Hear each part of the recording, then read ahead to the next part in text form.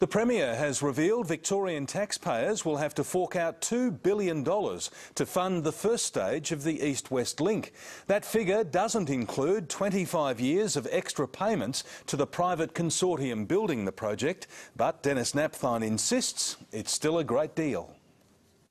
From this to this, transforming travel across the north of Melbourne with a series of new ramps, roads and flyovers. The centrepiece, the 4.4 kilometre tunnel under Alexandra Parade, Melbourne Cemetery and Royal Park. Skipping 23 traffic lights, the road will connect Eastern Freeway traffic at Hoddle Street with CityLink, so motorists can head north to the airport or south towards the city or Geelong. Eliminate the two biggest congestion hotspots in Melbourne, Victoria. But for 72-year-old Collingwood resident Keith Fitzgerald, the project is a home wrecker. He's one of 200 losing their properties to the project. The sheriff will have to pull me out. You're not budging?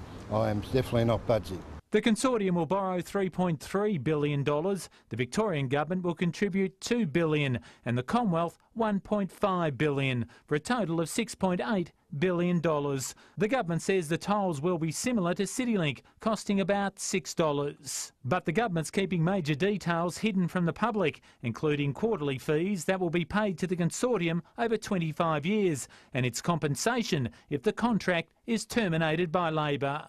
Despite facing a huge compensation bill, the Labor Party says if it wins government, it will rip up the contract and it won't build the East-West Link. The contracts are not worth the paper they're written on.